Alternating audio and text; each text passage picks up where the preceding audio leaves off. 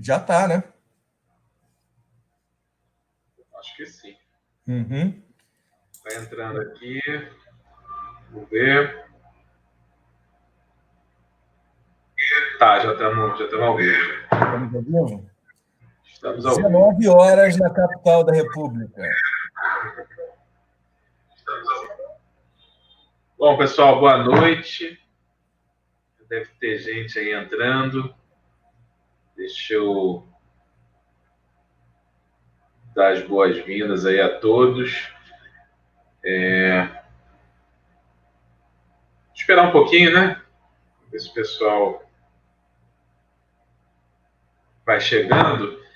Então, boa noite, pessoal. Meu nome é Ricardo Razuc, sou professor na área de Finanças e Controle e estou aqui junto com o professor Edson Muilaert para falar um pouquinho desse novo investidor. E aí o novo é por vários motivos, né? O novo porque realmente parece que o cenário todo mudou, né? No Brasil, quem é que imaginaria, né, que em 2020 a gente teria uma taxa Selic tão baixa como a gente tem hoje? Vai ser aí um dos pontos que o professor Edson vai apresentar. Então, eu vou meio que conduzir aqui a live, né? E o Edson vai apresentar vai fazer uma apresentação mais didática. E aí eu vou interagindo com ele e vocês podem fazer perguntas, né? Vocês podem fazer perguntas que a gente vai respondendo ao longo do programa e no final também do. Eu estou chamando de programa já, Edson. Ao longo, eu estou achando que eu estou na televisão. Ao longo aqui do evento, né? E a gente também pode colocar, né, algumas mensagens, né? Aqui como a do Rodrigo, que acabou de dar uma boa noite para a gente, a do Renan, está passando aí boas energias. Então, se vocês colocarem alguma pergunta, a gente pode colocar aqui na tela e fica mais interativo. É uma ferramenta legal aí que a gente está testando e parece que vai funcionar bem. Então, eu vou deixar agora aí com o Edson e o professor Edson Muilaert, e assim que ele também der o comando, eu vou colocar aí na tela os slides para ele para apresentar aí o trabalho. Professor Edson. Obrigado, Razuc, obrigado a todos aí que estão já entrando na nossa live. A gente vai procurar falar um pouco sobre esse novo cenário, o que está acontecendo no Brasil e no mundo, no ambiente macroeconômico, no ambiente financeiro, sobretudo com o advento da pandemia, o advento dessa doença que paralisou a atividade econômica em todos os países, né? O Brasil não é exceção. Mas a nossa realidade é o Brasil. Então, eu vou tentar conduzir uma apresentação. Se o professor Razuc puder colocar os slides, a gente já vai seguir com eles aqui. Ok. Então, a ideia, a gente vai falar hoje sobre o novo investidor e o que está acontecendo nessa revolução que a gente está chamando da revolução do cenário financeiro. A nossa pauta sugerida, vou falar um pouco sobre o contexto geral, o que está acontecendo. Em seguida, a gente vai falar sobre, depois de traçar todo esse cenário, falar sobre os fatores que existem conjunturais e estruturais na realidade brasileira e, ao mesmo tempo, avaliar alguns riscos e impactos. A gente não vai explorar de uma forma detalhada, até porque seria necessário uma outra live, mas o mais importante é o que vem a seguir, né? Como que a gente pode se proteger? Quando a gente olha o cenário que está pela frente, como que a gente pode se proteger, nós como investidores, nós como interessados, nós como agentes econômicos, cuidando da sua própria economia, da sua prosperidade, das suas finanças, o que a gente pode fazer nesse momento? E, finalmente, também essas recomendações, né, que são, dada a visão da situação atual, o que a gente recomenda fazer, né? São assim, soluções, movimentos, ações práticas. Ok? E aí vocês vão colocando as perguntas na tela aí, o professor Razuc vai selecionando e a gente vai podendo responder a todos. Então, boa noite, obrigado a todos aí por estarem nos acompanhando. E vamos falar, então, inicialmente, sobre o que está acontecendo no mundo, né? Desde a crise de 2008, quando a gente teve uma quebradeira geral em função do mercado imobiliário americano, foi uma crise que se propagou por muitos outros mercados, europeus, asiáticos, em função do mercado financeiro, existiam muitos papéis atrelados ao mercado imobiliário americano, as hipotecas, os mortgages.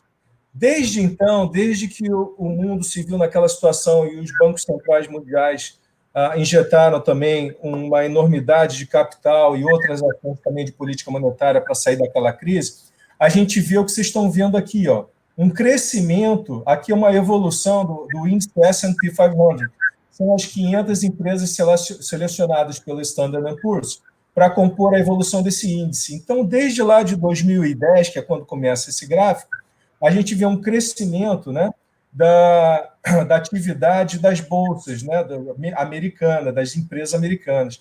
E esse índice, ele, no final, ele traduz um pouco a pujança da economia americana nesse período. E quando a gente chega em 2020, a gente se encontra nessa situação, nessa crise que a gente está agora. Mas as economias internacionais, elas experimentaram uma fase de contínua e pujante prosperidade nessa última década, de 2010 até 2020. Bom, em paralelo, nos últimos anos, depois que o investidor, pessoa física brasileira, ele começou a ver os sinais da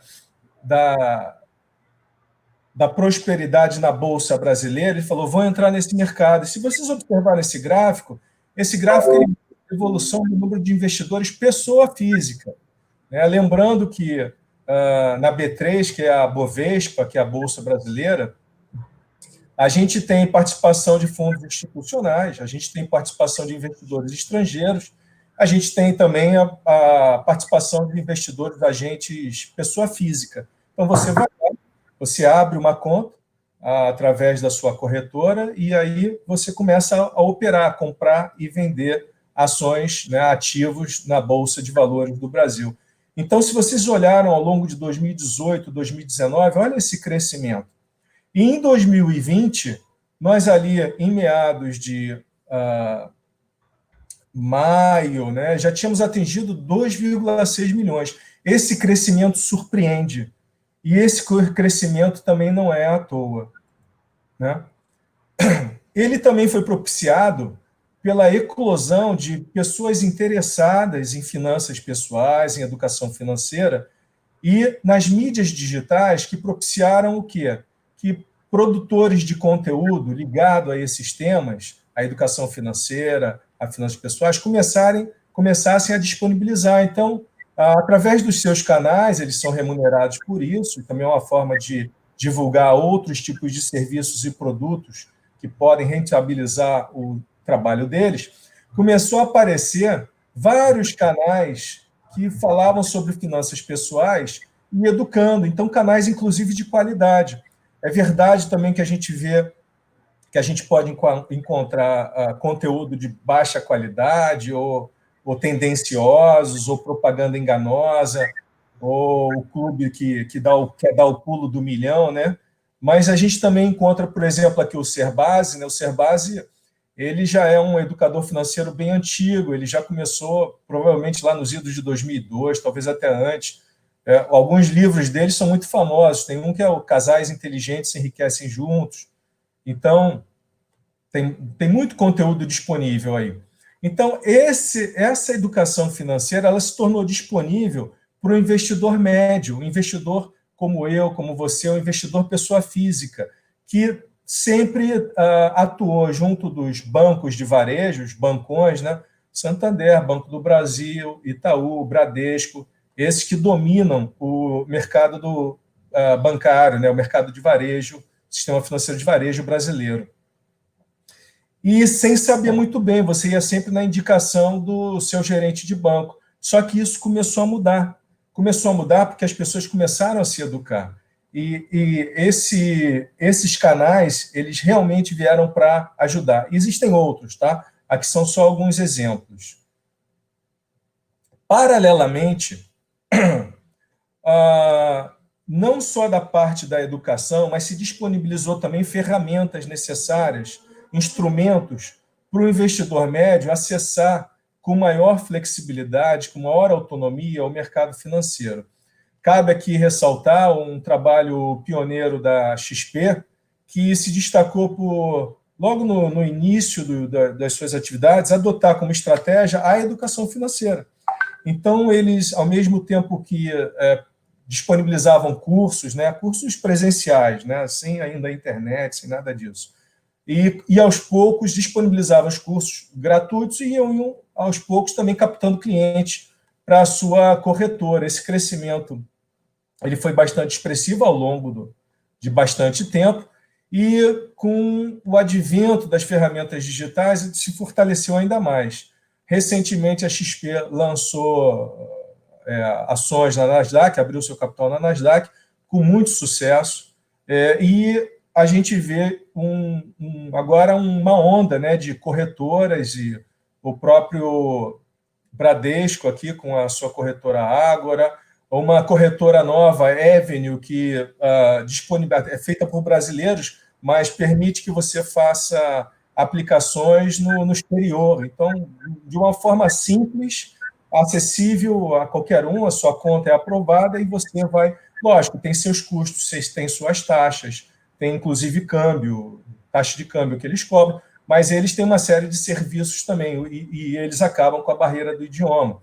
Existem outras corretoras, por exemplo, a Rico, por exemplo, ela é do grupo XP. A XP, além de crescer nesse mercado, ela também fez aquisições e tem um grupo agora, né? São várias corretoras ligadas à XP. A Vitrio também é mais recente e outras mais. Aqui o BTG Pactual, originalmente um banco de investimento, também tem aqui o seu braço digital que também funciona, atua como corretora. O interessante dessas corretoras é que elas permitem ao investidor médio o acesso a uma série de produtos financeiros, fundos de investimento, por exemplo, que só eram acessíveis antes àqueles clientes do tipo Prime, né, dos bancões, né? Então, os bancões, eles, na sua segmentação de clientes, sempre ofereceram a um grupo mais seleto, aplicações de alto montante, os principais poupadores, vamos dizer assim, os clientes do banco, acesso a esses fundos de investimento com alta rentabilidade, com bons gestores, realmente um produto diferenciado. Enquanto que, para você, para mim, eram oferecidos os produtos de balcão, né, ou a poupança, ou o título de capitalização, onde o banco tinha um rendimento muito alto, com as suas taxas de administração muito alto, mas não ofereciam o mesmo nível de rentabilidade que esses outros fundos oferecem. Alguns, naturalmente, com uma volatilidade maior. Pois não? Tem uma pergunta aqui do Renan, que eu acho que pode ser legal você responder agora, porque é um momento bem apropriado. O Renan está colocando aí, hoje temos várias corretoras oferecendo carteiras de investimentos. Como escolher uma boa? Ou seja, como é que você definiria aí, quais critérios você utilizaria? E aí ele comentou aqui, o que me incomoda é que muitas dessas corretoras são 100% online. O fato de ser online, vamos tentar dividir a questão, né? Vou tentar responder. O fato de ser online, hoje em dia, já não traz nenhum prejuízo, né? Quantos negócios agora são online, né? Provavelmente a empresa que mais se valorizou em função dessa recente pandemia são as empresas online, né? Destacando-se a Amazon, por exemplo, que não só é online, como faz o negócio de delivery, então você não precisa sair de casa. Ela vem até você, ela entrega os produtos até você. Então, o mundo do online, Renan, é um mundo que a gente está vivendo hoje. Então, eu acho que o fato de ser online são boas. Agora, sobre a questão de ser confiável, né, a credibilidade, a confiança e a solidez da corretora, é importante que ela, naturalmente, essas que eu coloquei aí, por exemplo, elas são empresas sólidas, né, que são registradas na CVM, são acompanhadas pelo órgão regulador, então são empresas que a gente pode confiar, né? Então, muitas ligadas a grupos financeiros fortes também. O Edson, só fazer um pequeno complemento rápido, né? Eu acho que um ponto que o Renan deve ter pensado aí, tentando ler a mente dele, né? É que banco é um relacionamento de confiança, né? E dependendo da faixa etária que a gente se encontra, por exemplo, meus pais, né, que já estão com mais de 70 anos, eles não vão nunca, né, fazer um investimento ou abrir uma conta numa XP ou numa Hora, mas não adianta. Você pode sentar com eles, explicar que não vai sair dali nada. Então, talvez a questão aqui dele, né, passe por isso. Como é que a gente está falando aqui, o que me incomoda é que muitas das corridas, ou seja, o Renan é um cara que não tem a idade dos meus pais, né? Se na idade dele ele está se colocando essa questão, então talvez seja um ponto aí para essas empresas atacarem, né? Ou seja, como é que eu trago a confiança desse pessoal de 40 anos para cima, né? Ou 50, 60 anos para cima, tá? O pessoal mais jovem aí, eles com certeza não tem nenhum problema com o ambiente online. É um paradigma que a gente está vivendo, né? E, assim, se a gente puder traçar uma analogia, Razu, que eu me lembro, quando lançou o Uber, você já era um usuário de Uber e eu ainda não. Eu falei, caramba, vou pedir um transporte com alguém que eu não conheço pelo Uber, né? Achava aquilo, alguns anos atrás, tão insólito, né? Eu não Sim, sim. estava confortável com aquela ideia. E, de repente, se tornou uma realidade no nosso dia a dia, né? Um outro paralelo seriam as aulas à distância. Como é que as escolas iriam operar, já, apesar do modelo de ensino à distância já ter amadurecido, mas não era todo mundo que tinha adotado esse modelo, e de repente a gente teve que partir para esse modelo. Então, essa é uma realidade que a gente está vivendo. No ambiente financeiro, no setor financeiro, a gente vai começar a assistir agora o que a gente chamou no início dessa apresentação da Revolução Silenciosa.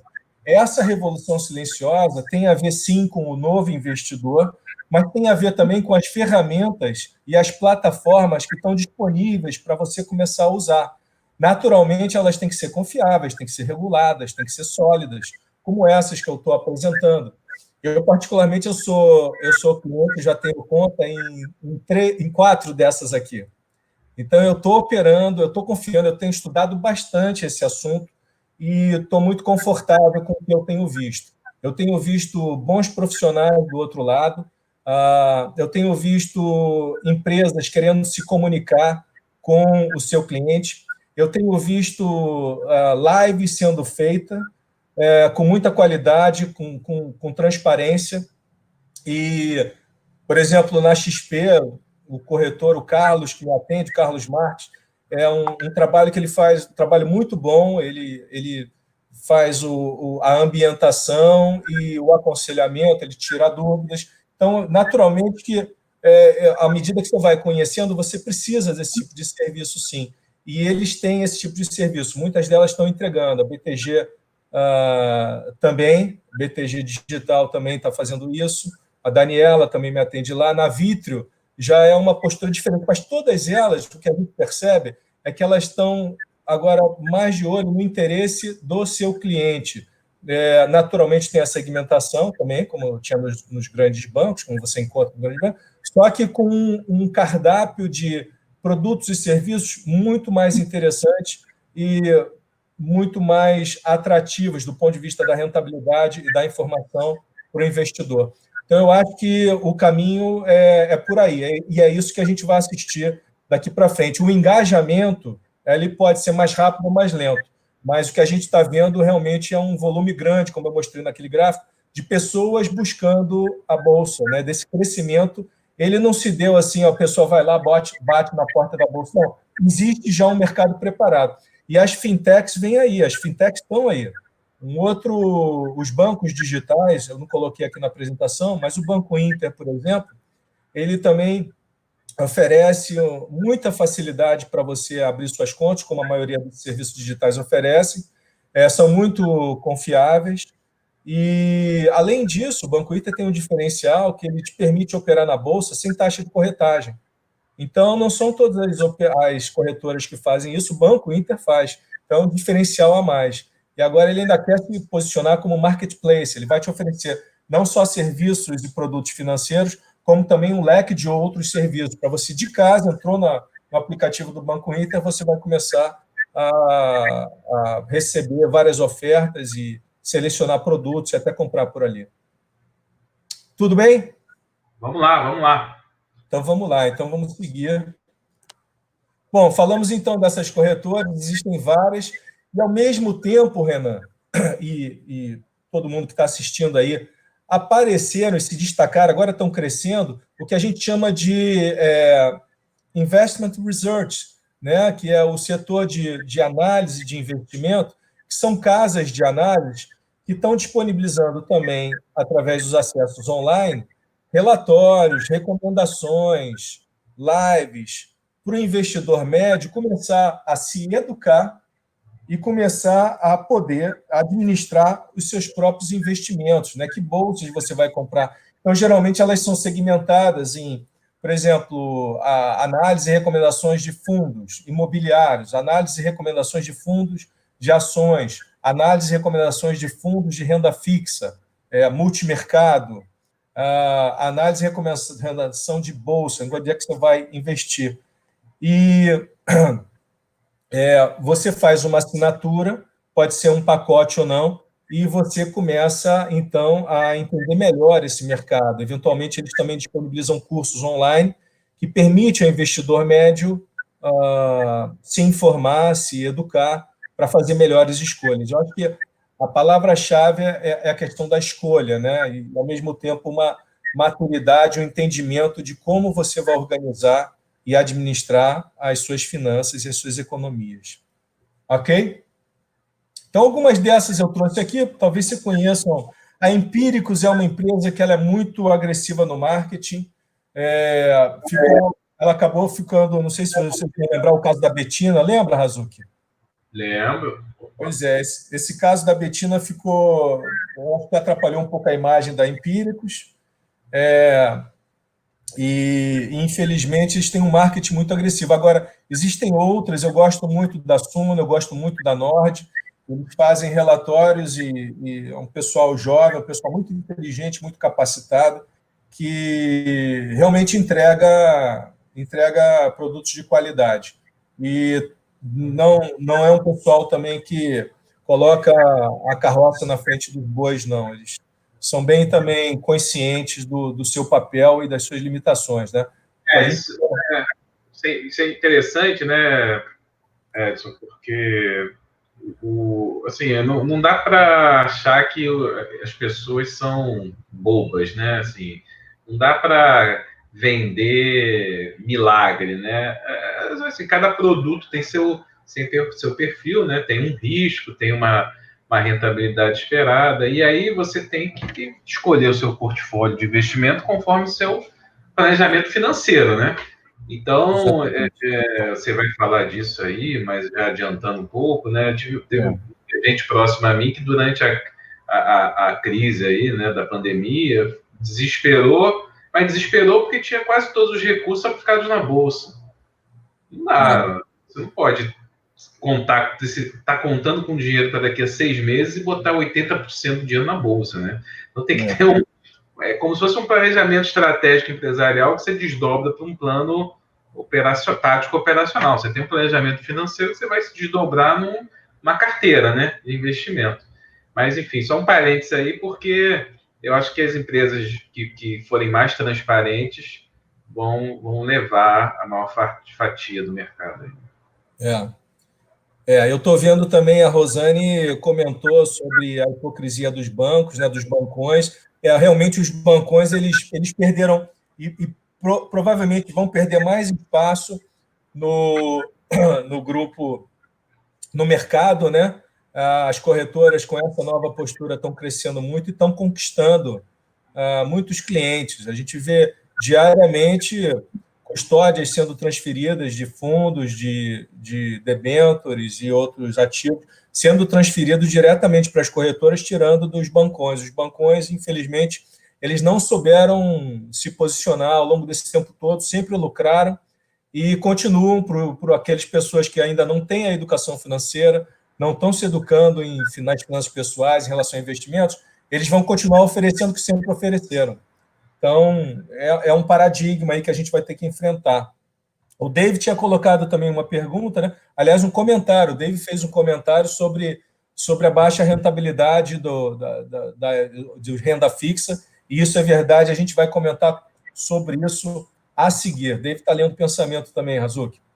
Bom, então, em paralelo com o que a gente viu, né, desse advento, né, de toda uma plataforma, toda uma infraestrutura que já estava propiciando as pessoas físicas entrarem, né, quererem participar do mercado financeiro, do mercado da bolsa, a gente, de repente, se deparou com a pandemia. Eu não vou aqui, agora a gente vai falar sobre as questões da doença, das novas ondas, não vou falar sobre isso agora, mas em março, quando o mundo, né, se deu conta dos riscos dessa pandemia, dos riscos da doença e da necessidade, na ausência de um tratamento médico, adequado, né, de uma vacina que prevenisse o contágio, se deu conta da necessidade do isolamento social. E com o isolamento social veio a queda e a paralisação da atividade econômica no mundo inteiro.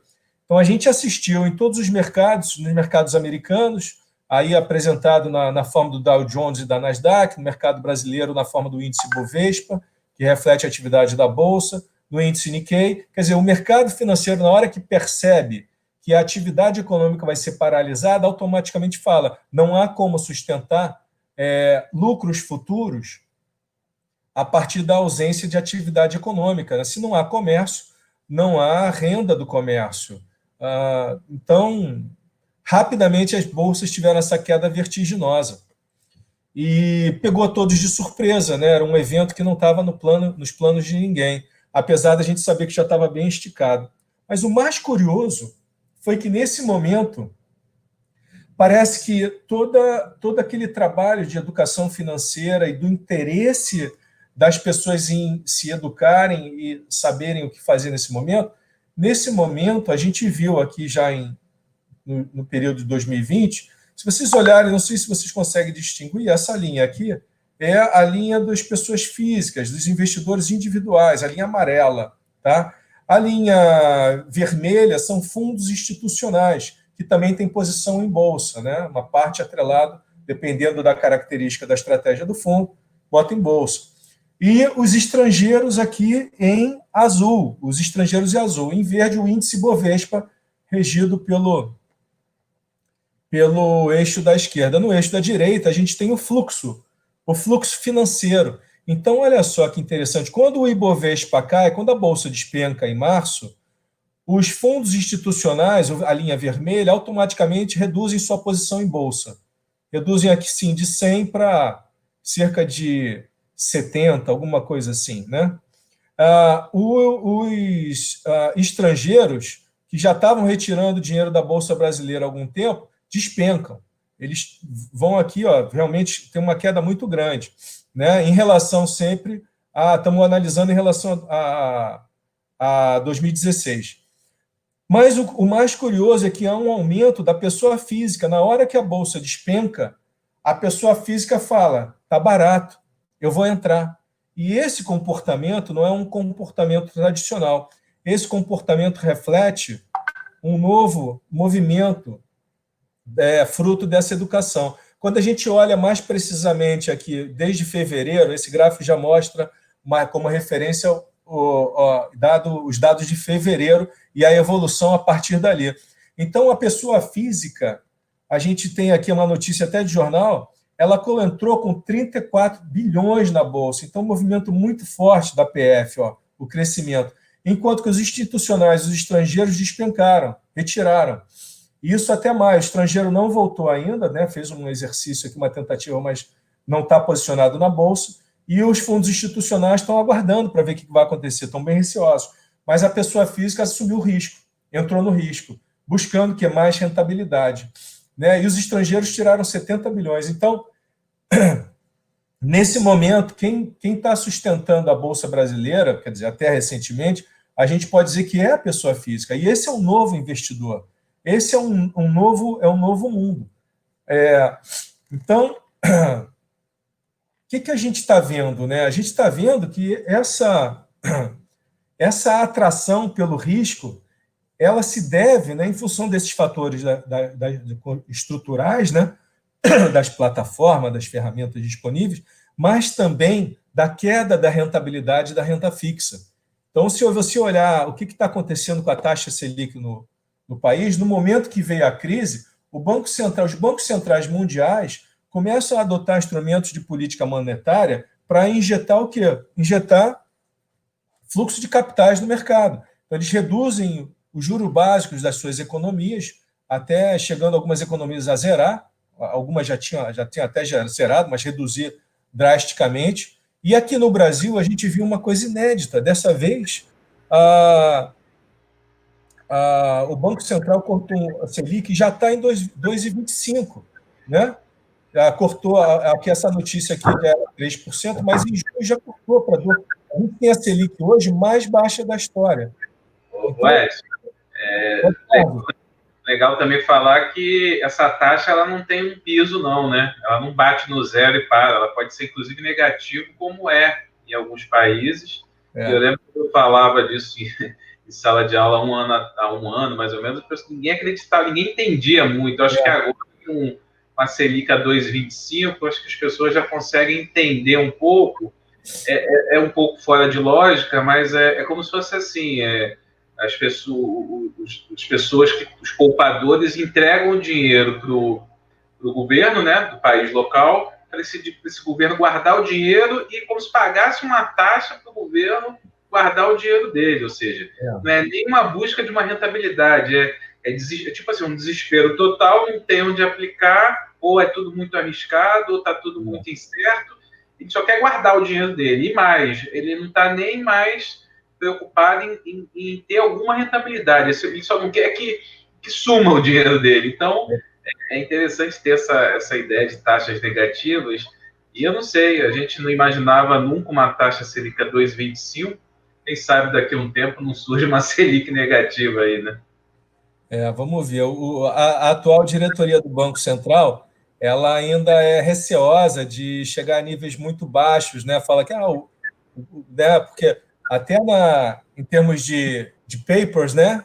Papers da academia, pesquisas sobre taxas muito baixas ou negativas em países emergentes ainda são fruto de muita polêmica. Então, na prática, a gente ainda não assistiu muito bem o que pode acontecer.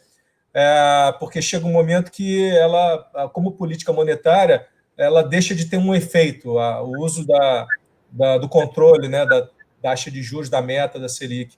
Mas, enfim, o caminho que a gente está vendo, o cenário que a gente está vendo é realmente um novo jogo. E o novo jogo é juros baixos e câmbio alto. Esse novo jogo, instrumentos da política monetária é bem capaz de continuar acontecendo no Brasil por um bom tempo. Embora a curva de juros futuros e a projeção também do relatório Focus, né, são dos agentes econômicos, ainda projetem, depois de 2023, os juros subindo novamente. Mas é uma situação que a gente está vivendo que é inédita, e que ela pode também, ela tem reflexo de forma geral na economia, mas no nosso caso aqui, o objetivo do nosso debate, ela traz realmente uma consequência imediata para o novo investidor. O novo investidor, o velho investidor, como o Razuc estava falando, sempre se acostumou a aplicar na renda fixa, tendo alta rentabilidade, né, com juros reais, muitas vezes. Embora, né, a inflação sob controle, os juros altos, a inflação sob controle, tinha juros reais. E o que a gente está vendo agora a gente está vendo juros reais negativos no Brasil. A gente não está vendo Selic, mas agora já apareceu com a deflação, né? A gente está vendo uns juros reais negativos. Então, a renda fixa ela já não está se mostrando atrativa.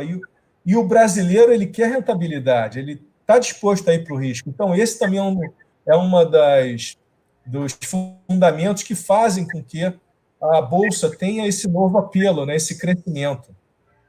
A gente tinha falado sobre a inflação, Razok, olha aí, ó. O que está acontecendo? A inflação, né, o IPCA, né, que é o índice de preços consumidor amplo, ele está caindo também. Ó, aqui a meta da inflação do Banco Central, e eles traçam os cenários, né, para inflação, e a partir daí eles perseguem através dos seus instrumentos de política monetária. O fato é que a inflação está baixa. Enquanto a inflação estiver baixa, não há um objetivo de aumentar a taxa Selic. Não há enquanto a inflação estiver baixa, enquanto tiver, seja pelo lado da ociosidade ou pela queda da atividade econômica, queda da oferta, e não há demanda, então não há inflação, não há carestia. Então não há por que subir a Selic. Então a Selic deve se manter em patamares baixos. A inflação projetada ainda é baixa para os próximos anos, e vamos ver, a gente ainda vai ver o que vai acontecer pela frente. Esse filme ainda não passou na telinha, a gente ainda está aguardando para ver o que vai acontecer. Os desdobramentos ainda não tem certeza. Há especulações, há estimativas, mas não está claro ainda. Agora, em paralelo, isso que está acontecendo no Brasil não é exclusividade nossa. Em outros mercados pelo mundo, na Ásia, na América do Sul, está acontecendo isso também. No Chile, né, tem uma onda de novos investidores entrando nas bolsas, né? E tem a ver também, naturalmente, com os bancos centrais terem derrubado as suas taxas de juros. Tem a ver. Mas é um movimento também gerado por esse interesse e pela disponibilidade de novas plataformas digitais. O mundo digital entrou agora forte no ambiente financeiro. Na Coreia do Sul, agora, foram os jovens que entraram e que seguraram a valorização da bolsa lá. E na Índia também, se a gente olhar esse gráfico também, são centenas de milhares de pessoas que estão entrando mês a mês na bolsa. São novas contas de pessoa física. Então, esse movimento é um movimento mundial que está acontecendo e que a gente vai observar os desdobramentos disso. Vamos ver como é que isso vai se transformar. Uma coisa é certa, né?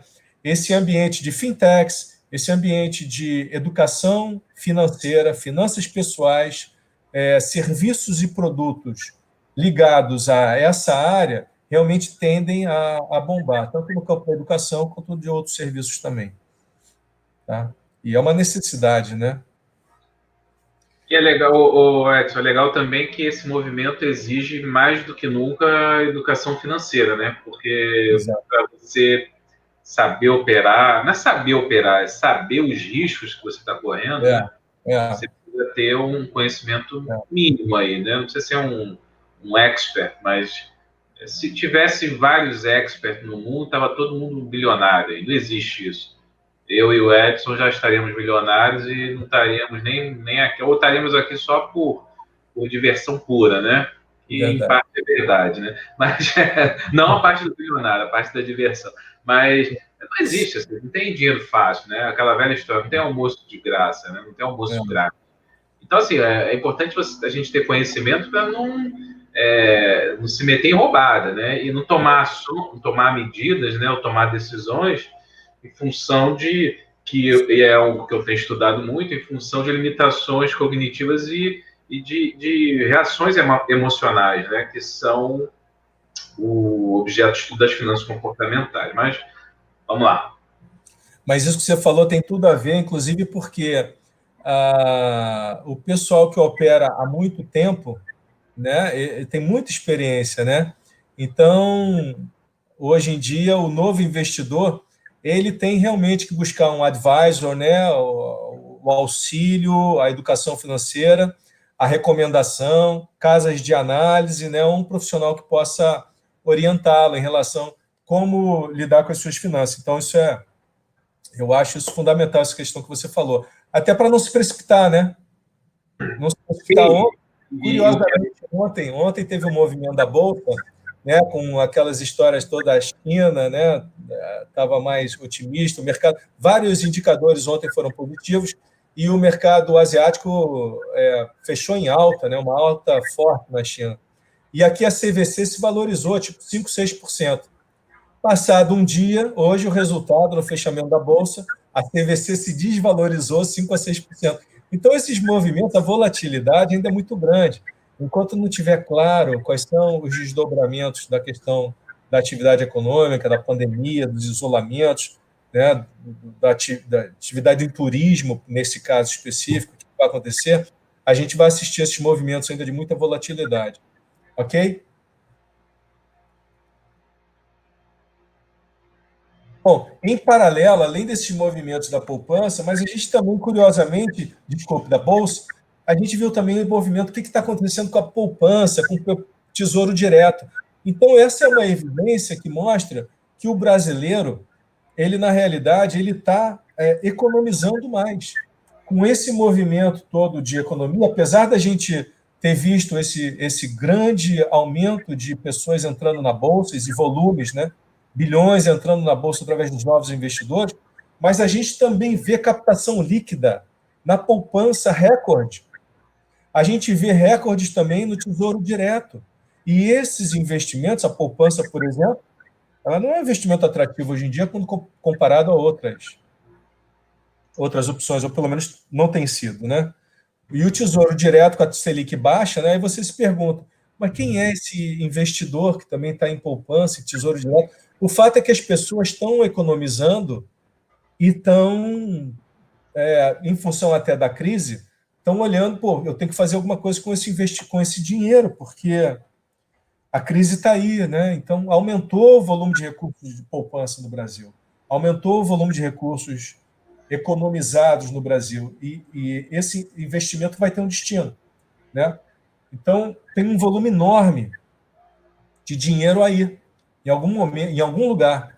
E quando a gente olha não só para Tesouro Direto, mas a gente olha, e nem para poupança, mas a gente olha, se você olhar para fundo de investimento, sem falar de CDB, sem falar de outros ativos, produtos financeiros atrelados à Selic, né, ao CDI, né? Mas os fundos no Brasil, a gente tem cerca de 2 trilhões de fundos sendo classificados como relacionados à renda fixa, ou seja, está atrelado de alguma forma à Selic. A gente tem em multimercados 1 trilhão, em previdência quase mais um trilhão aqui, 900 bilhões. Então a gente tem aqui no total são 4 trilhões. 4 trilhões e mais um pouquinho assim relacionado à Selic. Então o volume de investimentos no Brasil ainda nessas faixas de baixa rentabilidade são muito grandes. Existe um potencial enorme para crescimento de investimentos na Bolsa, né? Então, haverá sim uma necessidade que o brasileiro vai buscar maior rentabilidade, vai se expor mais ao risco e, naturalmente, haverá uma disponibilidade maior de capitais, né, no mercado, nesse caso, da Bolsa. Então, a gente vai assistir isso, né? É uma estratégia bem interessante.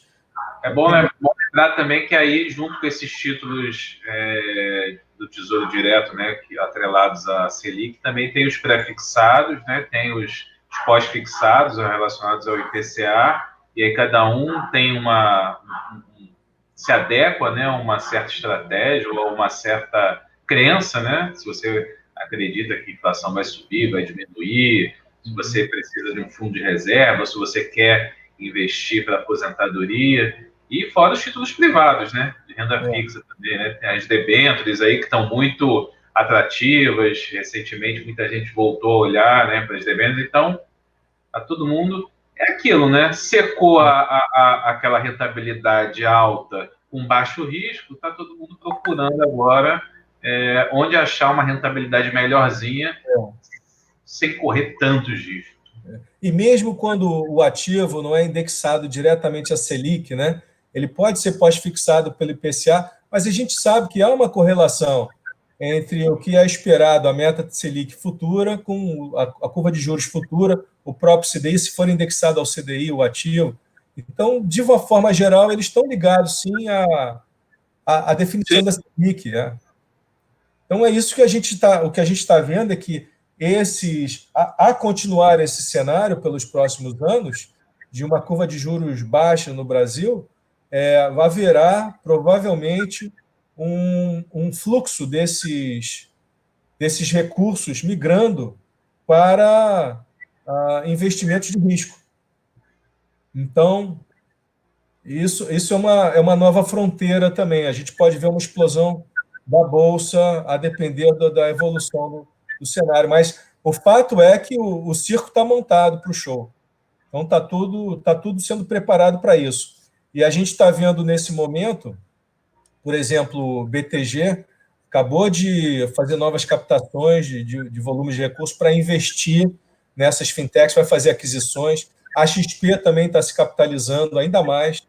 A gente está assistindo aí, eu já vi que comentaram também uma luta essa luta aí de bastidores entre o Itaú e a XP. O detalhe é que o Itaú recentemente também. O Itaú comprou, o Itaú é sócio da XP, não é o controlador, mas é sócio. E mesmo assim está sentindo. Está sentindo porque o mercado das corretoras, em particular a XP, que lidera esse mercado, está realmente roubando. Dia a dia eles estão roubando os clientes dos bancões, merecidamente, né? Não só os clientes, hein? Os funcionários também estão. Verdade, é verdade. O detalhe, a XP está abrindo um banco. E sabe quem ela contratou para ser o CEO do banco? O cara que era o presidente do Morgan Stanley no Brasil. Então, no final, foi lá, bateu na porta e trouxe o cara. Quer dizer, olha o tamanho da XP hoje em dia, entendeu? Então, é uma referência muito forte no mercado financeiro brasileiro, sim. Está fazendo tendência, está criando tendência, está contando história. Então, ah, é isso que a gente espera. Essa é a minha tese, é a minha tese que eu defendo. Vai ter um fluxo forte para a Bolsa. Bom, então, essa é a tese da educação e da prosperidade. Né? Tem um crescimento de uma parcela da sociedade que quer participar ativamente como agente econômico no sistema financeiro brasileiro. Existe uma necessidade latente de educação financeira para esse extrato da população que vai querer maior rentabilidade. Mas aí, Razuki, agora que essa tese está montada, a gente vai falar de alguns riscos, né? E não são riscos assim de eu saber operar, de eu saber se eu vou para o ouro, né? Qual é a volatilidade, eu devo botar em ação, eu devo botar no tesouro direto, não é disso que a gente está falando ainda. A gente também quer falar sobre isso. Mas a gente quer falar um pouco sobre o cenário macroeconômico do Brasil. Então, são esses aspectos conjunturais e estruturais que a gente precisa falar um pouco, porque isso vai dar o tom, vai dar o humor da economia nos próximos anos. Né? Sim, sim.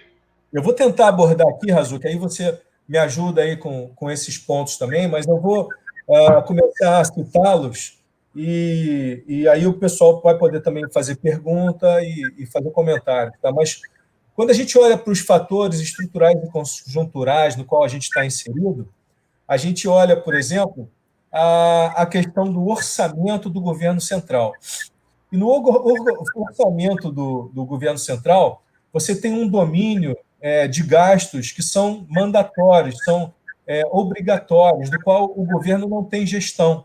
Né? Isso é regido pela Constituição, por outras leis complementares, mas 95% do orçamento ele é mandatório. Então, olha a dificuldade de gestão que tem. Destacando-se entre essas despesas os gastos com a Previdência. Né? A reforma da Previdência que conseguiram passar no Congresso, parece que ela começa a perder o efeito. Por quê? Porque os gastos que a gente teve com a Covid, que são projetados com a Covid, eles acabam anulando, em parte, os ganhos que eram esperados com a reforma da Previdência. Então, a Covid ela veio e ela gerou gastos emergenciais, inclusive tendo sido aprovado um orçamento à parte no Congresso. Hospitais e medicamentos, manutenção de renda dos vulneráveis, crédito para empresas. Então, uma série de gastos apareceram que fez com que o governo começasse a disponibilizar uma grana, né, um recurso que ele não tinha. Paralelo a isso, no Brasil, a gente já opera com uma elevada carga tributária. E a gente aumentou ainda mais agora os gastos. Quer dizer, o dinheiro vem da onde? Como é que a gente vai lidar com esse gasto a mais? É um orçamento do governo central? Como é que vai ser isso? Então, é uma situação complicada. Ao mesmo tempo, a gente assistiu recentemente, né, isso na Europa, Estados Unidos, China, Japão, nos países desenvolvidos e nos outros também, uma enxurrada de capital nas economias globais. Para quê? Para fazer economia, mesmo não tendo atividade econômica, o mercado financeiro, a disponibilidade de capital está aí para as pessoas. Então, o governo deu o dinheiro para as pessoas, para elas se manterem, mesmo sem ter o emprego ou a renda, empréstimo para as empresas em condições favoráveis, auxílios, né, através de créditos especiais, linhas para as aéreas, para a Embraer, capitaneados pelo BNDES. Então, a gente assistiu e tem assistido uma série de movimentos para ajudar a economia a se movimentar, né, e as empresas a se manterem, e as pessoas também. Paralelo a isso, a gente acabou de falar, né, a redução da Selic, que está em 2,25 e provavelmente vai cair a 2. Né? Agora, as reduções devem ser marginais, é isso que o mercado está esperando, a depender também do comportamento da economia e da busca do atingimento da meta de inflação pelo governo central, pelo Banco Central. Então, não é nenhum absurdo falar que a Selic ainda pode cair lá para, como o Razuk falou, né? 1,5%, 1%. Esse ponto que você falou é interessante porque, assim, eu conheço alguns economistas que não acreditam que a taxa Selic, que aliás já estão achando de maneira assim bastante impressionante o fato do governo ter conseguido, né, o Banco Central ter conseguido jogar a Selic para 2,25, porque eles acreditam que com essa pressão de gastos aí, devido claro que tem outros fatores, mas essa pressão de gastos vai fazer com porque de alguma maneira a rolagem da dívida, né, pública fique cada vez mais complicado a uma taxa tão baixa e, enfim, não sei se tem muito espaço aí para... Aliás, não sei não, estou falando pela visão deles, né? Eu também acredito que não tenha mais muito espaço para queda. Quando eu falei da taxa negativa, eu estava mais fazendo uma brincadeira de que, assim, eu não duvido de mais nada, né? Mas, em termos nominais, acho difícil a Selic cair muito mais, porque também se chegar uma hora que cair, se for para zero negativo, é porque a economia tá estremecendo, né? E aí é para todo mundo. Então, assim, eu acho que a gente, como investidor, tem que pensar sempre de duas maneiras. O que é bom para a gente, mas, ao mesmo tempo, o que é bom para o país, né? Porque a gente está dentro de um sistema, né? Se a gente começar a pensar só na gente ou mesmo só no país e esquecer da gente, não dá certo. Tem que ter um equilíbrio aí, né? Essa taxa aí realmente, a depender do gasto. Agora, a redução da Selic, ela favorece, no caso da dívida atrelada à Selic, né, acaba, de alguma forma, ela também ajuda alguns setores, inclusive empresariais, com uma redução dos juros. Né? Então, sim. Enfim. Entre os riscos também, entre os fatores que a gente está vendo, a gente já se falava sobre novas ondas da epidemia, né? Gerando novo lockdown, novos isolamentos sociais. E não sei se vocês estão acompanhando, no Texas está acontecendo isso agora.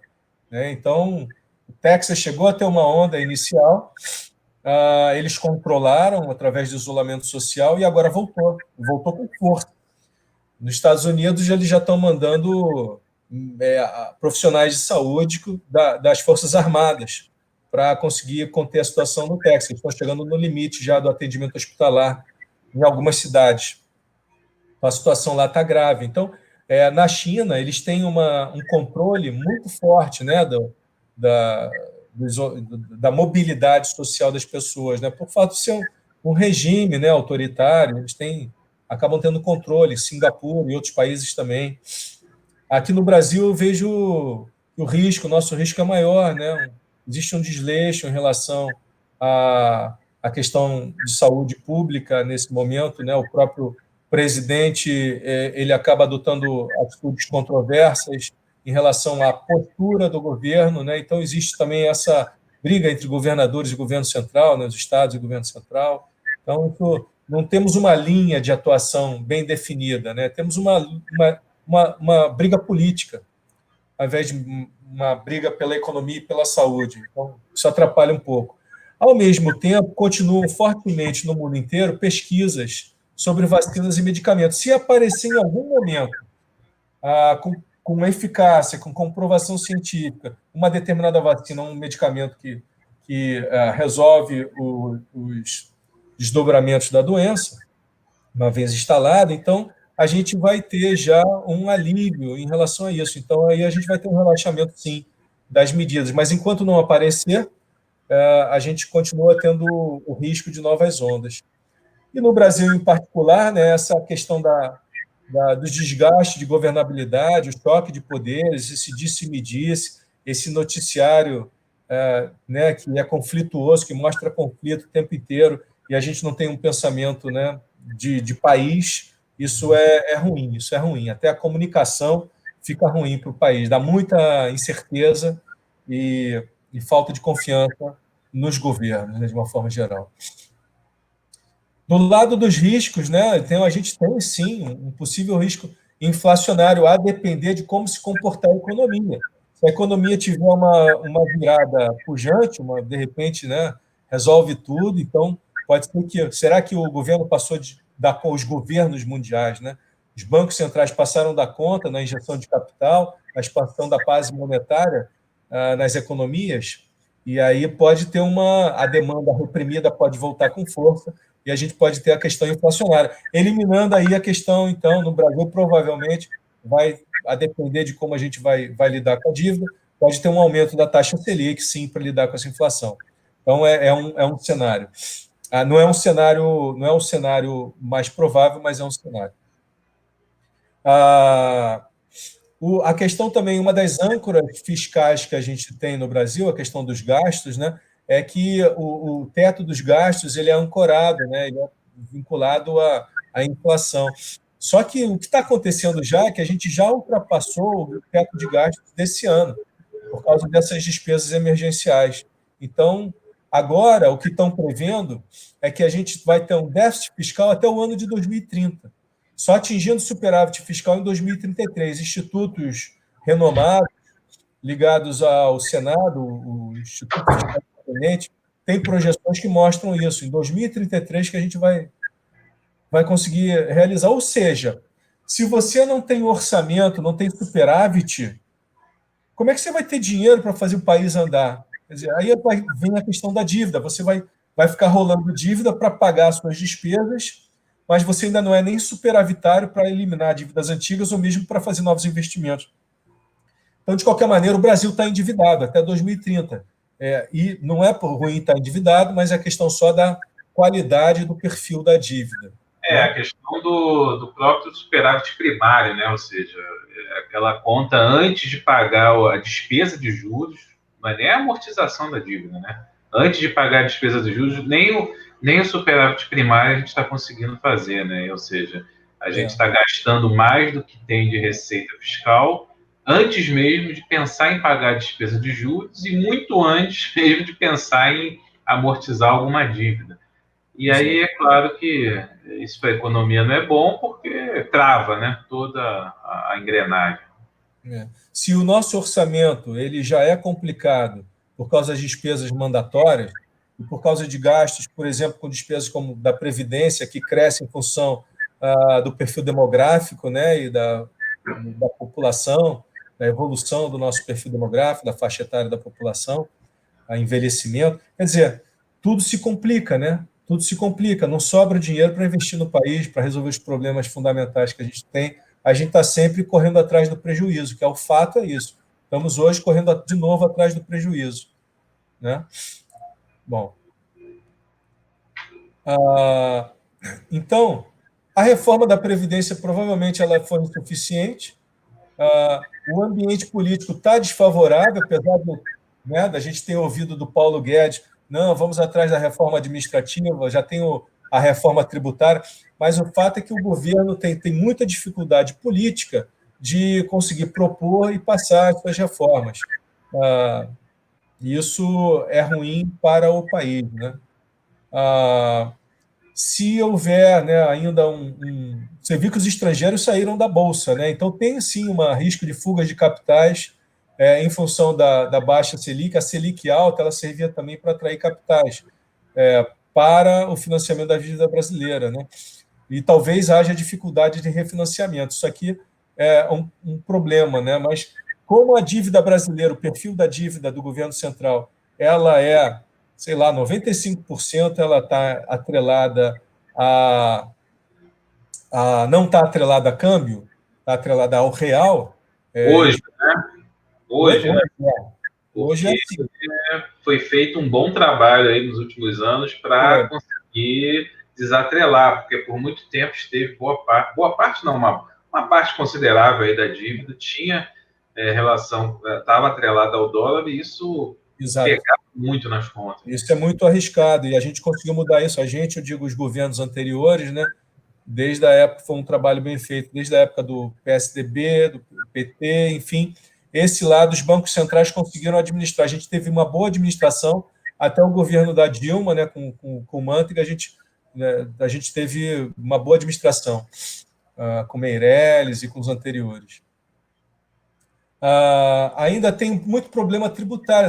A reforma tributária, enquanto ela não vier, ela vai evitar que entre mais capital no Brasil, né? Novos investimentos diretos, os próprios brasileiros investindo, porque você não sabe qual é a regra tributária. Como é que você vai escolher o Estado, o serviço, o produto, a fábrica? Então, a regra tributária ela deveria ser logo feita para resolver esse problema do Brasil, né? E um risco que a gente tem hoje, que até o Paulo Guedes tem falado, é o aumento da carga tributária. Vem mais tributo pela frente. Alguém vai pagar essa conta, né? Essa conta desse déficit que a gente está vivendo, né? E está aumentando, alguém vai ter que pagar essa conta. Não vai ser só se endividando, não. O brasileiro vai provavelmente ser chamado a contribuir também. Que tributo vai ser esse? Não sei, talvez volta lá do tal CPMF, movimentações financeiras. Vai ter um nome novo, mas a ideia já é velha. Ainda a gente vai viver um risco, né, de muita incerteza, até que a economia esteja mais estável e esses problemas de saúde, os problemas relacionados à questão da saúde estejam resolvidos, a gente vai ter muita ainda instabilidade e incerteza. Então, a inflação vai subir, a Selic vai subir, o câmbio. Então, a gente vai ver ainda oscilações, como a gente viu. O câmbio foi a 6, voltou a 5, e ele vai ainda navegar por aí. E o outro risco que a gente tem, que nada mais me surpreende, seria a saída do Guedes. O Guedes, nesse momento, ele acaba sendo um fiel da balança, né? Muita gente apostou nas propostas dele junto ao governo do Bolsonaro. Então, a ver o que vai acontecer aí pela frente. Então, são riscos. A gente quis traçar esse cenário para mostrar, né, qual é a situação que a gente está vivendo no país. E são essas questões fiscais que são talvez as mais importantes para resolver o problema, ou para definir as variáveis que são os instrumentos de política monetária do Banco Central. O que você acha, Razu? Que faz sentido isso? Como é que você está vendo isso também? Eu acho que, assim, a arte de mapear, né, os contextos, as condições, isso a gente meio que já domina, né? Quando eu digo a gente, a sociedade mesmo em geral, a gente já consegue mapear bem, né? Usar os modelos a nosso favor. Eu acho que o grande problema é executar mesmo, né? Executar, e as tomadas de decisão são muito sempre geram impactos, né, para um lado ou para o outro, e aí é que acaba entrando a questão política, no sentido positivo mesmo da palavra política, né? E quando esse ambiente político está muito conturbado, ele irradia para tudo quanto é lado, né? Gera problema na sociedade como um todo. Então, assim, eu acho que está super bem mapeado, é exatamente isso, não tem muito para onde fugir daqui, não. Agora, o que todo mundo está esperando é porque, assim, a economia, como você bem sabe, ela depende de confiança, né? Da confiança dos investidores, mas não só dos investidores, né? Da confiança do consumidor, da confiança de quem é assalariado, da confiança de quem quer emprestar dinheiro, da confiança de todo mundo, né? E se, além do risco sanitário, né, que já existe aí, independente da nossa vontade, ainda a gente lida com outros riscos que poderiam ser mitigados, né? Fica mais difícil lidar com esse tipo de crise, né, ou de cenário. Mas eu acho que vamos conseguir sair bem. Mal ou bem, né, é aquilo que você falou, mal ou bem, todos os últimos governos, inclusive o atual, considerações à parte, críticas à parte, não tem nenhum maluco, né, no Ministério ali da Economia, né, das Finanças, enfim. Todo mundo sabe que a situação do país é crítica, né? Então, de alguma maneira, pode ter um movimento de gasto, como tinha, né, ali no governo do PT, de incentivar mais políticas públicas, ou agora, né, o contrário, né, de segurar mais, mas ao mesmo tempo, quando vem a crise, não tem muito como manter, né? Então, assim, acho que nesse ponto a gente não tem muito que tacar pedra em ninguém. Eu acho que a gente tem que, como sociedade, evoluir mesmo. E a gente está botando um tijolinho aqui, né? Estamos tentando passar um pouco do que a gente sabe, né? Para as É, pessoas e contribuindo. é. É por aí. Eu estou vendo ali uma pergunta sobre se o Paulo Guedes sair, né? O que acontece? Acho que se o Paulo Guedes sair, naturalmente ninguém é substituível, né? Mas naturalmente em termos de governabilidade do país, se é que eu posso falar disso, assim como quando o Moro saiu, né? Moro era um fiel também, né? Muita gente votou no Bolsonaro por causa da composição e das propostas do governo. Quando o Moro saiu, perde um pouco da credibilidade. Quando perde credibilidade, isso é ruim, né? Inclusive para como o governo consegue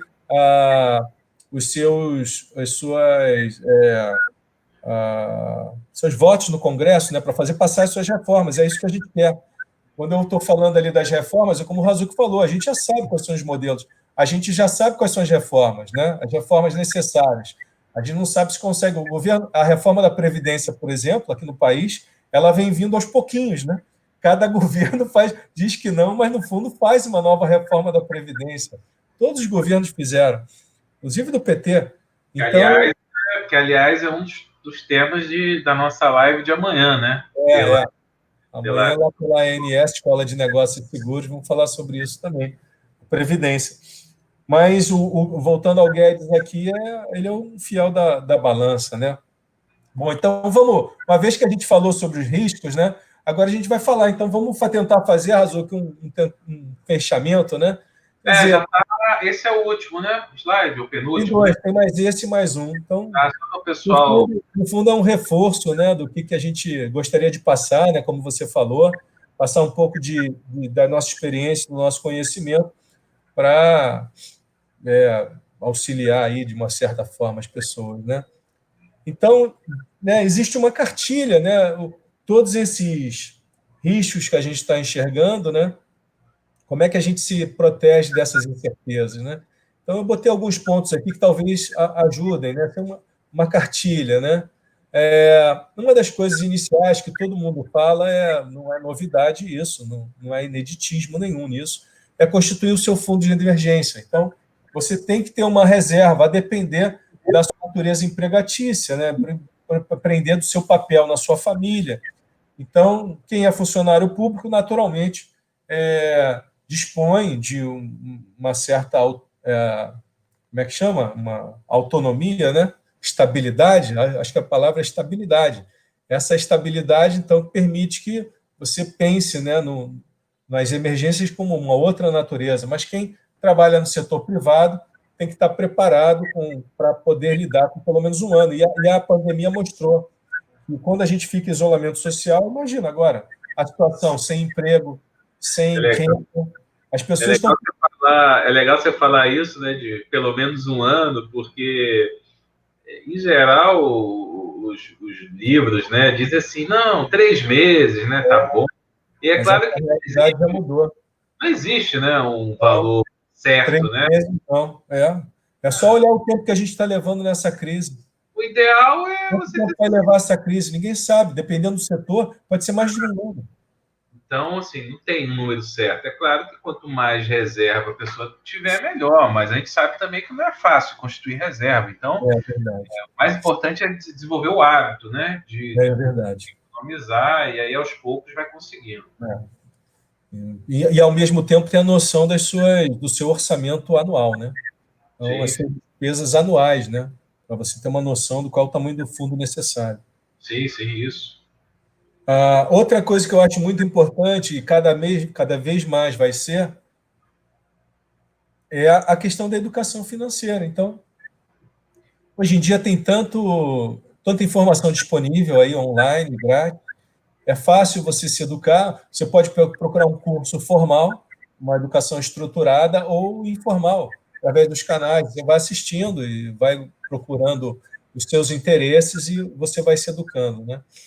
Ah, um outro fato que a gente tem aí pela frente, como eu já comentei, é que as investimentos de renda fixa vão apresentar baixa rentabilidade, porque a Selic está baixa, a inflação está baixa e, eventualmente, até juros reais negativos. Então, se você colocar dependendo do valor da inflação, dependendo do valor da Selic, você vai estar não tendo uma rentabilidade positiva em termos de juros reais. E aí, aumenta ainda mais a preocupação com você que está procurando fundos de renda fixa ou multimercados. Esses fundos têm que olhar com muito cuidado as taxas de administração e a taxa de performance, porque imagina, com uma rentabilidade de 2%, ele cobra uma taxa de administração de 2%, uma taxa de performance de 20%. Quer dizer, né? Agora que Sim, enterrou sim. de vez a rentabilidade desses fundos, né? Quando a gente pensa em rentabilidade, a gente está pensando em rentabilidade real, né? Ou seja, já descontada a inflação e a rentabilidade líquida, né? Já descontado imposto, taxa de administração. Então, no final das contas, não vai sobrar muita coisa se Não essa vai taxa sobrar for alta. nada, não vai sobrar nada nesses fundos, exatamente, né? Mas, ao mesmo tempo, aí as pessoas pensam, e agora? Vou ter que ir para o investimento de risco? Vou ter que ir para a renda variável? É uma escolha pessoal, Razuki, é como você falou, né?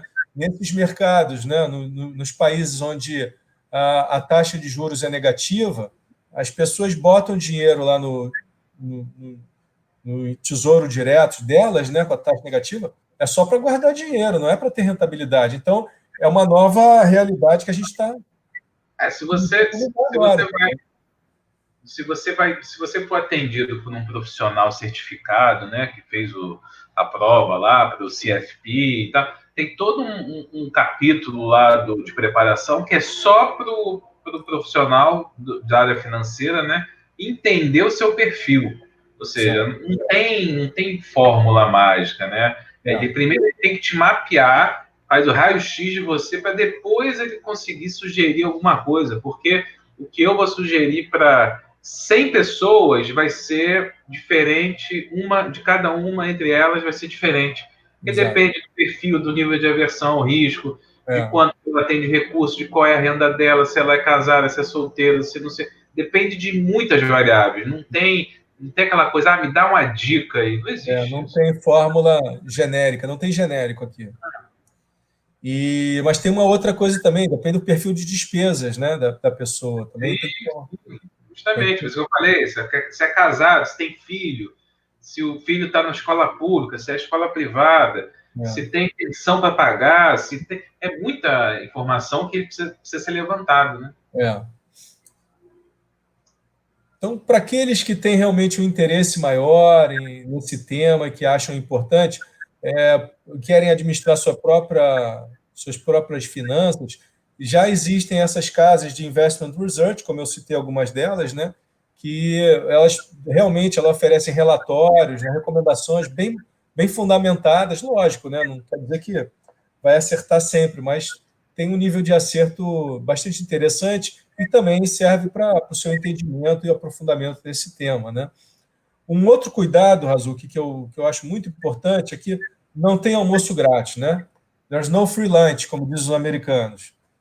Então, tem muita coisa na internet sendo oferecida como promessa de enriquecimento fácil, né? Faz um curso e chega a 6 dígitos em 7 dias.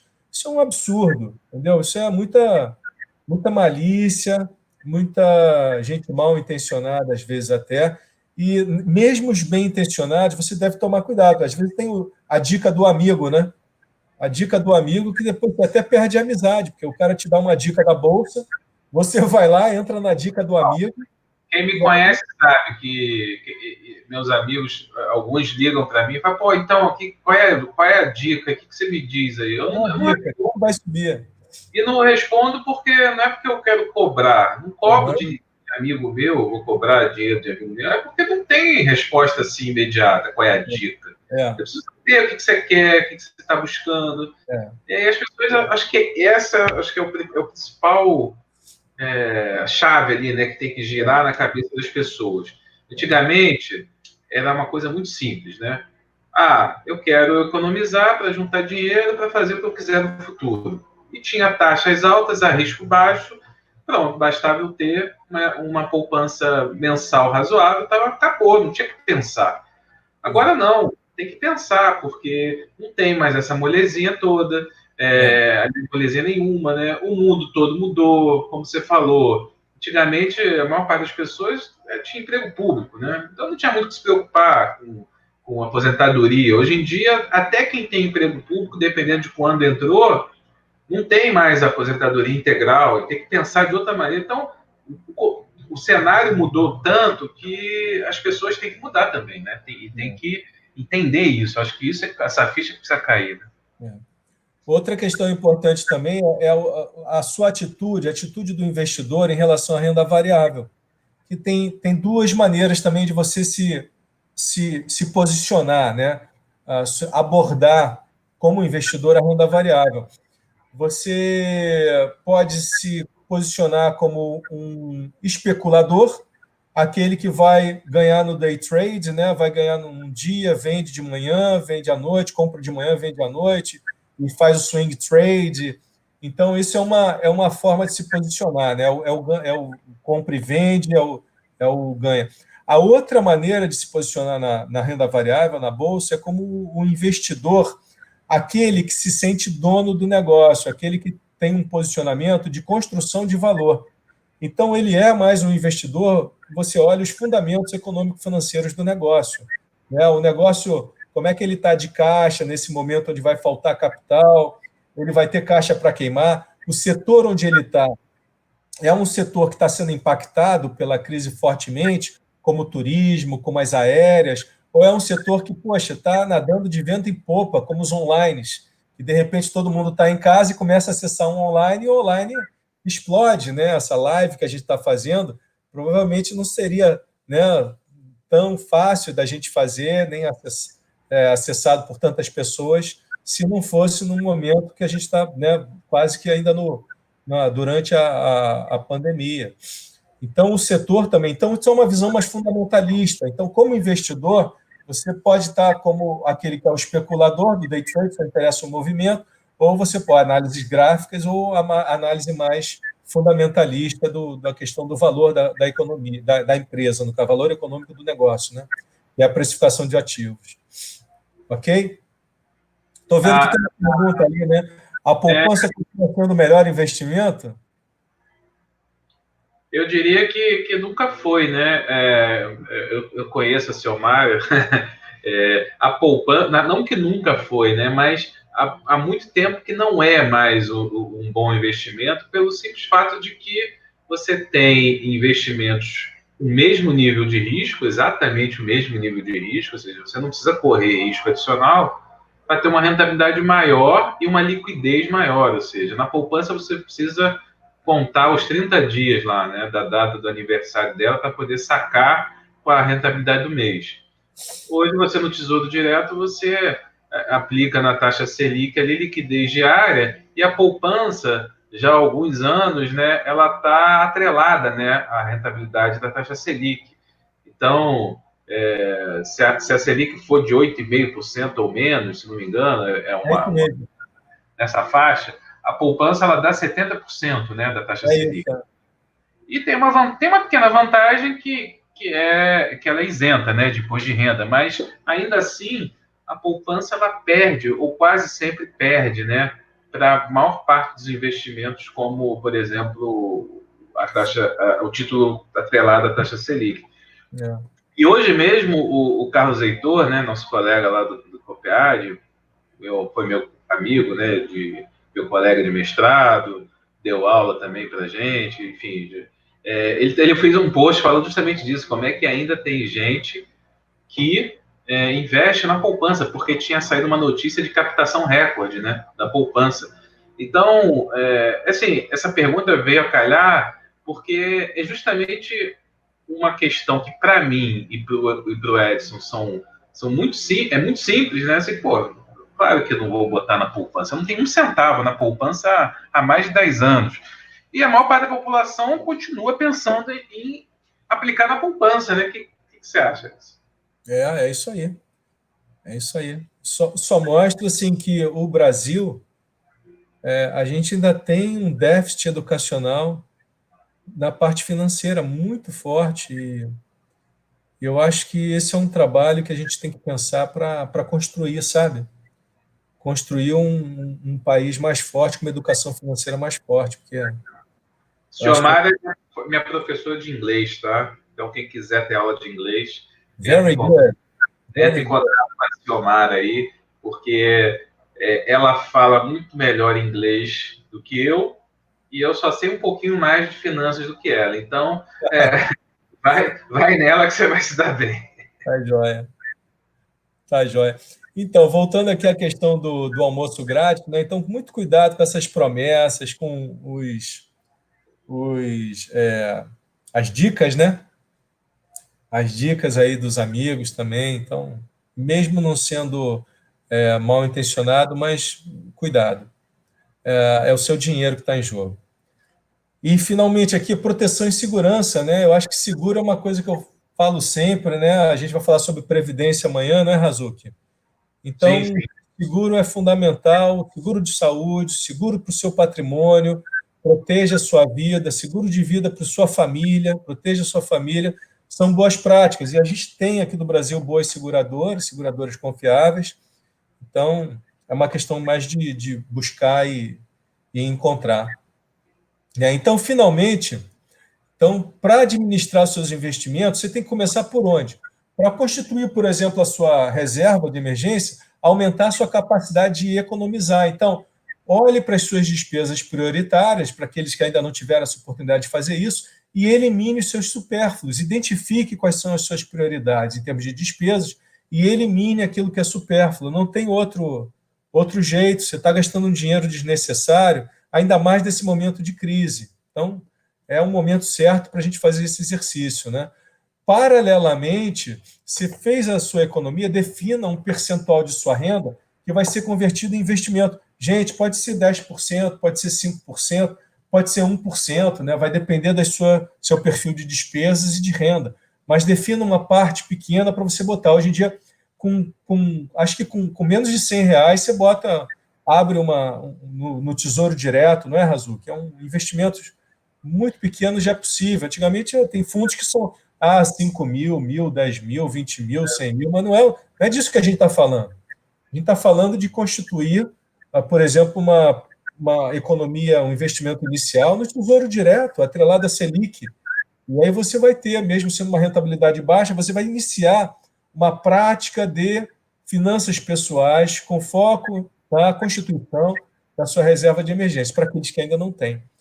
Aí defina um perfil de risco para você saber como é que você vai alocar essas suas economias, seu investimento. Vai ser uma parte em renda fixa, eu não quero correr risco, então a maior parte em renda fixa.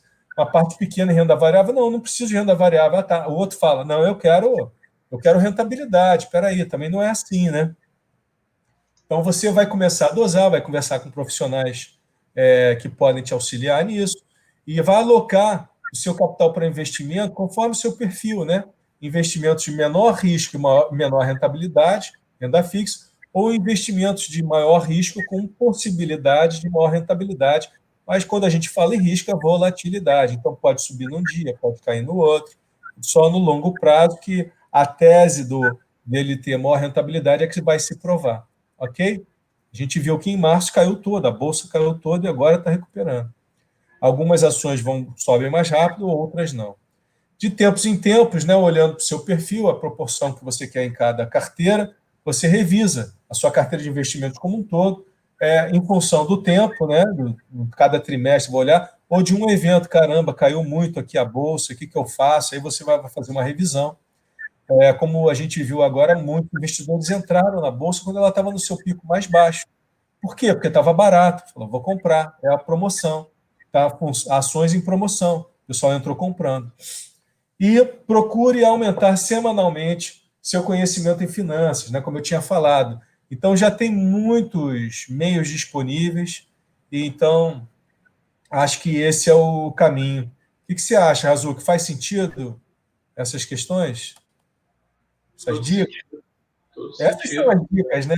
As dicas são seguir a dica é seguir a cartilha, não tem Eu, dica mágica, não tem mágica. mas então, eu por muito tempo eu achei que o que eu conhecia assim era supérfluo, porque, pô, para mim era óbvio, né? E aí, com o tempo, eu ia conversando com as pessoas e as pessoas falavam, cara, mas nem isso eu sabia, né? Ou nem isso eu tinha conhecimento de que era possível. As pessoas realmente, obviamente, não é por falta de inteligência, é por falta de hábito, ou mesmo de ter tido, né, oportunidade de estudar em algum momento, ou ter mais contato com finanças, né? Conheço pessoas super bem sucedidas na área da medicina, do direito, mas que quando começa a falar de finanças, é como se fosse pegar uma criança no colo, assim, a pessoa não sabe nada. Então, isso daqui, para muita gente, vale ouro. E vale ouro simplesmente porque não tinha nada, né? E aí é uma abordagem assim mais didática, né, e com dados reais, contextualizados, faz toda a diferença. Isso aí não acho. Eu estou vendo que o Adriano está comentando aqui também, ó, identificar despesas prioritárias é um sofrimento. O sofrimento é cortar as despesas, né? É cortar aquelas que. Identificar as prioritárias no final do mês, no final do dia. Muitas vezes a gente consegue falar, né? Isso aqui não dá para cortar. Luz, condomínio, telefone, Wi-Fi, a gente não vive mais sem, né? E outras, né? A dificuldade é aquilo que a gente não quer se desfazer, né? Isso, mas não é só o Adriano que vive isso, não. Isso vivo eu, vivo você, vive, né? Todo mundo tem aquela questão na hora que a gente está olhando para as nossas despesas e tem que cortar. É um exercício, não é um exercício dos mais agradáveis. Exige sempre um certo sacrifício, né? São escolhas que nem sempre são fáceis. E não tem critério objetivo, né? Isso é muito pessoal. É. Você pode, é claro que você pode modelar, considerar que alguns bens, né, lá na economia, você pega um livro de economia, você vai ver, tem os bens supérfluos, tem os bens inferiores. Mas, pô, se eu disser para você que eu prefiro carne de terceira a carne de primeira, quem é que vai me contrariar? Sou eu que estou comendo, pô. Então, assim, é claro que de uma maneira geral, a gente sabe, né, que sem comer não dá para viver, mas sem, de repente, um super pacote, né, televisivo com 200 mil canais, etc., de repente você consegue fazer um ajuste. Então, a gente vai pelo tato, né, vai tateando, assim, e de uma maneira geral, sempre tem uma gordurinha para cortar. Bom, acho que a gente pode responder uma última pergunta aqui, né? Da É. Silmara, e aí a gente encerra, né? Já estamos aí com 1h30. Uhum. Vou botar a pergunta aí da Silmara no. Quer responder, Razuki? Sobre os fundos de renda fixa, a rentabilidade de um banco público é diferente de um banco privado? Olha, a princípio não, né? Se o banco É. público for bem administrado, não. Agora, se for um banco público para uso político, o que de uma maneira sempre pode ser usado, mas eu nunca vi assim um banco público ser muito melhor ou muito pior do que um banco privado, né? E também não temos tantos bancos públicos assim, né? A gente É. vai ter o quê aí? Banco do Brasil, No Brasil, principalmente aí o Banco do Brasil, que a gente pode Caixa falar. Econômica, que não é bem banco, mas é Não, também. a Caixa não seria, a Caixa é mais poupança. O BNDES também não tem a ver com Não, isso.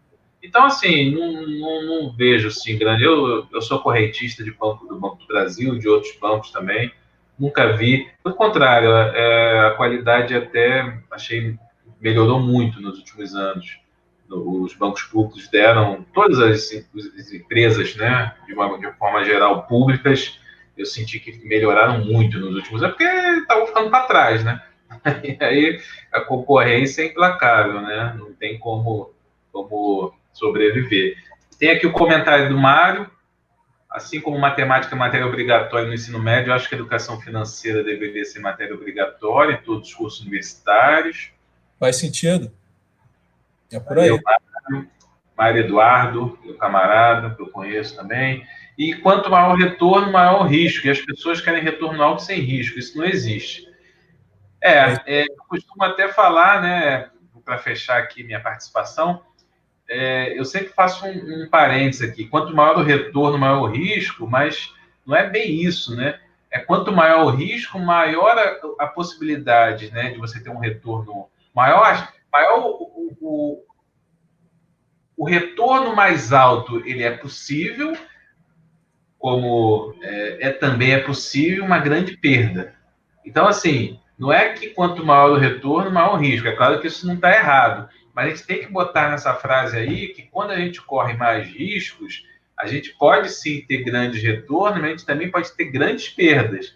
E o ser humano já foi mapeado isso na psicologia cognitiva, a gente tem uma suscetibilidade às perdas muito grande, ou seja, a gente perde um pouquinho, já está sofrendo, não quer nem levantar da cama. E quando a gente ganha, legal, fica feliz, mas não comemora tanto assim, ou seja, a gente sofre muito mais perdendo 1.000 do que comemora ganhando 1.000.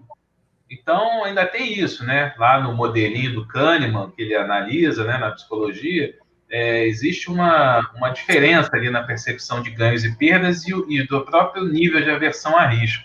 Então, vou terminar aqui minha participação. Edson, obrigado. Fica aí contigo as últimas palavras.